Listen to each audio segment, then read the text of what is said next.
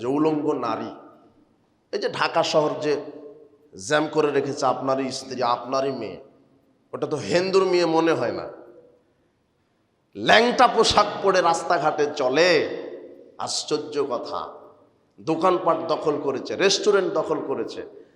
আমরা ক্ষুধা লাগলে যে একটা হোটেলে যাব, আপনার মেয়ের জন্য যেতে পারি না, মনে হচ্ছে যে আমরাই নারী ও পুরুষ, আমরাই লজ্জায় ঢুকতে পারি না।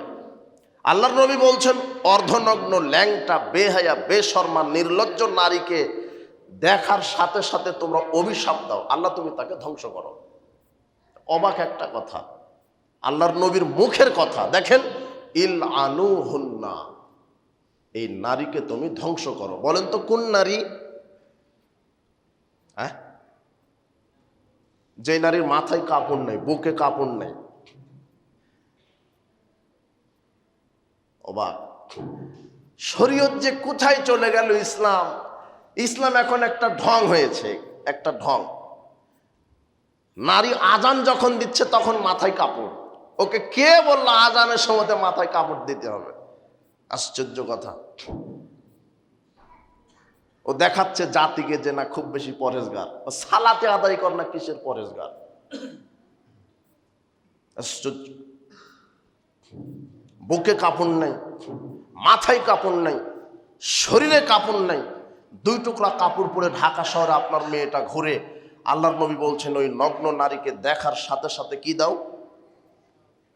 আমার ভাষা কি বুঝতে পারেন? আল্লাহর নবীর মুখের কথা, যে অর্ধনগ্ন নারীকে দেখার সাথে সাথে অভিশাপ দাও।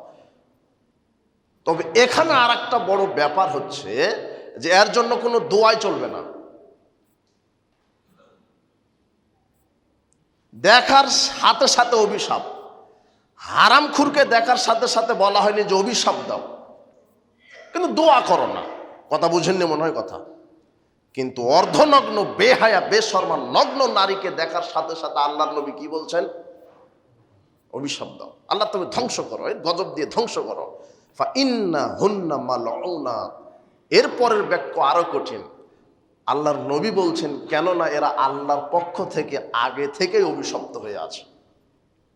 আপনার দোয়া তার কাজ হবে না। তো কি করতে হবে? এখন বাড়িতে গিয়ে মেয়েকে পিটিয়ে পরিবর্তন করাতে হবে, যে কাপড় পরিবর্তন করো আমার মেয়ে।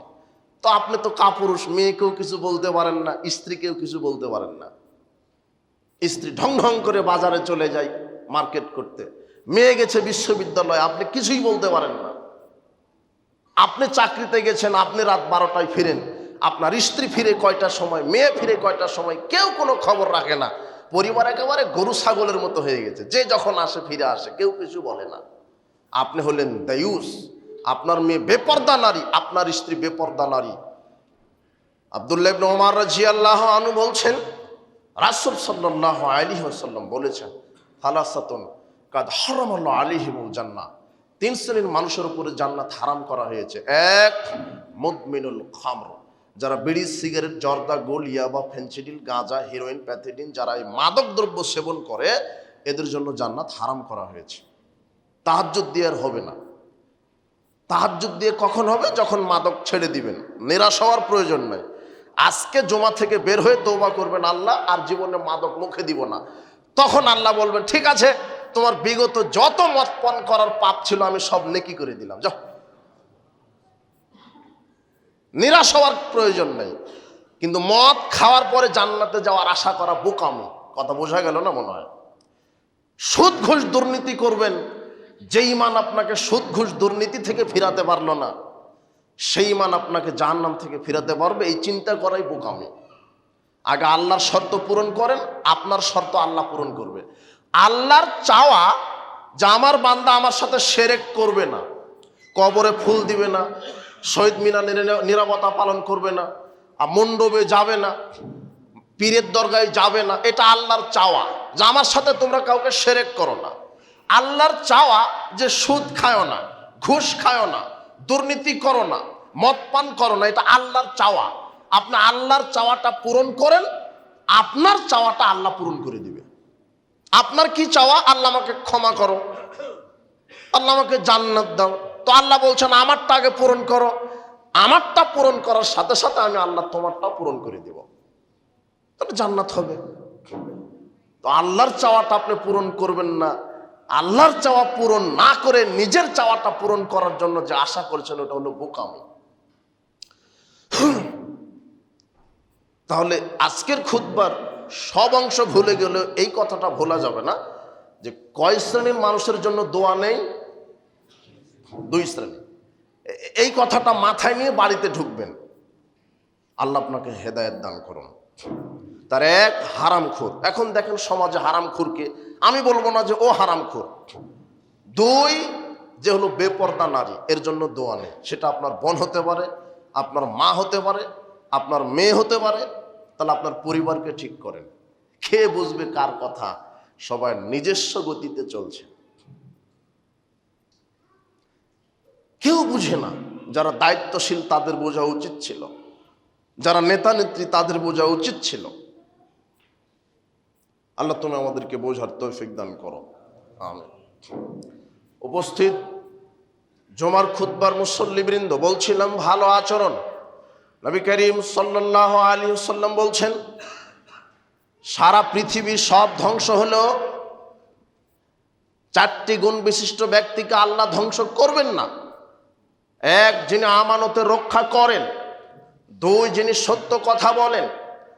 3, যার আচরণ সুন্দর, আজকের বক্তব্য সদাচরণ। 4, যার রুজি রুটি হালাল পবিত্র, যে ঘুষ খায় না, সুদ খায় না, দুর্নীতি করে না, মদ পান করে না, চুরি করে না, চিটার বাটপাড়ি করে মানুষের টাকা অর্থ সম্পদ লুটে নেয় না।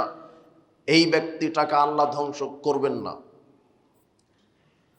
আব্দুল্লাহ ইবনে আমর রাদিয়াল্লাহু আনহু বলছেন, রাসূল সাল্লাল্লাহু আলাইহি ওয়াসাল্লাম বলেছেন, ইন্না মিন খিয়ারিকুম ইলাইয়া আহসানুকুম আখলাকান, তোমাদের মধ্যে শ্রেষ্ঠ মানুষ আমার কাছে ওই ব্যক্তি যার স্বভাব উত্তম। আব্দুল্লাহ ইবনে আমর রাদিয়াল্লাহু আনহু বলছেন, রাসূল সাল্লাল্লাহু আলাইহি ওয়াসাল্লাম বলেছেন, ইন্না মিন আহাব্বিকুম আলাইয়া আহসানুকুম আখলাকান, আমার কাছে ওই ব্যক্তি উত্তম যে সর্বশ্রেষ্ঠ, যে সর্বোত্তম চরিত্রের অধিকারী। আব্দুল্লাহ ইবনে আমর রাদিয়াল্লাহু আনহু বলছেন, রাসূল সাল্লাল্লাহু আলাইহি ওয়াসাল্লাম বলেছেন, ইন্না মিন খিয়ারিকুম আহসানুকুম আখলাকান, তোমাদের মধ্যে উত্তম ওই ব্যক্তি যে চরিত্রের দিকে সর্বোত্তম।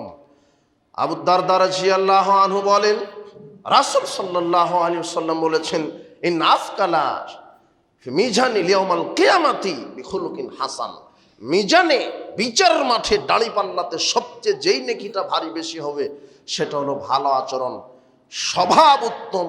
এই নেকিটা সবচেয়ে ভারী বেশি হবে। সালাত, সিয়াম, হজ, যাকাত, তাসবিহ, তাহলিল, কোরআন খতম দেওয়া, এগুলির যত নেকি তার চাইতে সবচেয়ে ভারী বেশি নেকি হবে আপনার উত্তম স্বভাবের। মানুষের সাথে সদাচরণ করলে আল্লাহ নেকি দেন। নওয়াস ইবনে সামান রাদিয়াল্লাহু আনহু বলছেন, রাসূল সাল্লাল্লাহু আলাইহি ওয়াসাল্লামকে আমি জিজ্ঞাসা করলাম, আনিল ইসমি ওয়াল বিররি, পাপ কি, নেকি কি? তখন আল্লাহর নবী বললেন, মাল বিররে হুসনুল খুলুক, নেকি হলো সদাচরণ, নেকি হলো সদাচরণ। ওয়াল ইসমা কাবি সাদরিক, আর পাপ হলো যেটা নিজের অন্তরে ধাক্কা খায়। মিথ্যা কথা বলে ফেললাম, একটা ধাক্কা খেলো না, যেটা অন্তরে ধাক্কা খাবে সেটা হলো পাপ। আমি নগ্ন নারীর দিকে তাকালাম, একটু অনুশোচনা হচ্ছে, এটা ধাক্কা খাচ্ছে, তাহলে ওটা পাপ। আমি লোকটাকে অবজ্ঞা করলাম, তাহলে ওটা পাপ। মানে যেটা অন্তরে কি খাবে, ধাক্কা খাবে। আমি মদ পান করে ফেললাম, না, এটা ধাক্কা খেলো, তার মানে ওটা কি? আমি চুরি করলাম, ওখান থেকে আমি 10 লক্ষ টাকা চুরি করলাম, এই যে ধাক্কা খেলো, ওটা পাপ। একটা ভ্যান চালক অন্যায়ভাবে চড় মেরে দিলাম, ওটা মনে ধাক্কা খেলো, মারাটা ঠিক হলো না, 10 টাকা বেশি চেয়েছে তাতে মেরে দিতে হবে, এটা ধাক্কা খেলো, তার মানে এটা কি? পাপ। আল্লাহর নবী বলছেন যেটা অন্তরে ধাক্কা খায় সেটাই পাপ। আর নেকি কি? মানুষের সাথে সদাচরণ। সদাচরণ করলে আমলের নেকি পাওয়া যায়, আর সদাচরণের নেকি এমনিতেই দেওয়া হয়। কিভাবে? আয়েশা রাদিয়াল্লাহু আনহা বলছেন, রাসূল সাল্লাল্লাহু আলাইহি ওয়াসাল্লাম বলেছেন, ইন্নাল মুমিনা ইয়াদরিকু বিহুসনি খুলুকিহি দারাজাতাস সাইমিল কায়েম। রাসূল সাল্লাল্লাহু আলাইহি ওয়াসাল্লাম বলছেন, একজন মানুষ মানুষের সামনে যদি ভালো আচরণ দেখাতে পারে, তাহলে রাত জেগে তাহাজ্জুদ আর দিনে সিয়াম পালন করলে যত নেকি, আল্লাহ অটোমেটিক্যালি তার আমলনামাতে তত নেকি লিখে দেন। এটা ভালো আচরণ।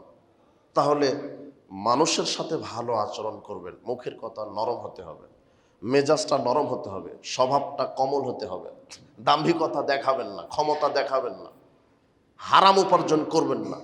যদি মনে করেন যে অর্থ সম্পদ প্রয়োজন আছে, 1000 কোটি টাকার মালিক হন, তাতে সমস্যা নেই, সেটা যেন বৈধ হয়। কথা বোঝা গেল না মনে হয়?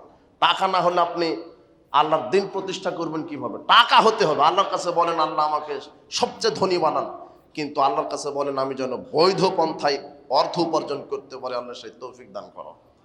টাকা হতে হবে, না হলে আপনি এতিম প্রতিপালন করবেন কিভাবে, মাদ্রাসা প্রতিষ্ঠা করবেন কিভাবে, মসজিদ নির্মাণ করবেন কিভাবে, আল্লাহ রাস্তায় জিহাদ করবেন কিভাবে, আল্লাহর দিন প্রতিষ্ঠা করবেন কিভাবে? টাকা প্রয়োজন, কিন্তু কোশ্চিনকালও যেন অবৈধ না হয়। মনে থাকবে না কথা? অবৈধ হলে শেষ, দুনিয়াতে আপনার জীবন হারাবেন, পরকালে জাহান্নাম।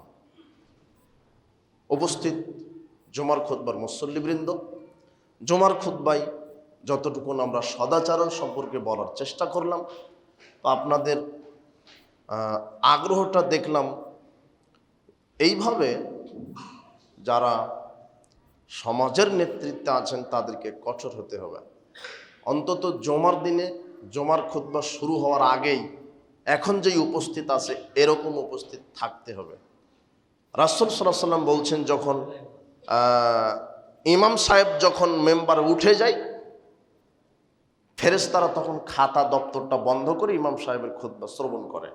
ইমাম সাহেব মেম্বারে পা দিলেই পরে যারা এসেছে তাদের খাতা তার উঠে না, তারা জুমার দিনে এসেছে কিনা এটা প্রমাণিত নয়। কথা বোঝা গেল না মনে হয়? মানে ফেরেশতারা একটা লিস্ট করতে থাকে, প্রথমে কে আসলো অমুক, তখন আল্লাহ বলে যে ওকে একটা উট কুরবানির নেকি লিখে দাও। দ্বিতীয় 2 নম্বরে কে অমুক, এভাবে লিখতে থাকা হয়, খাতাতে লিখতে থাকা হয়। কতক্ষণ পর্যন্ত? যতক্ষণ ইমাম কোথায় না বসে। আমার কথা কি বুঝতে পারে? মেম্বারে যখন ইমাম বসে গেল তখন ফেরেশতারা বলে তা এখন তো আমাকে খুতবা শুনতে হবে, এখন যে আসুক আর হবে না, এই খাতাটা বন্ধ করেছে, ওর নামটার জুমার দিনে সে এসেছে কিনা আর থাকে না। কথা বোঝা গেল না? তাহলে ইমাম সাহেব বসার পূর্বে আসবেন। আর আমি মনে করি যে এখানে আপনার ত্রিমোহনী কেন্দ্রীয় মসজিদ অনেক বিজ্ঞ আলেম ওলামা খুতবা দেন। আমরা ছোট মানুষ, আমরা হঠাৎ আসি, সময়ের সাথে কথাও ভাবে বলতে পারি না। তবে যারা বিজ্ঞ আলেম ওলামা আপনারা নিয়ে আসেন, তাদেরকে মূল্যায়ন করবেন।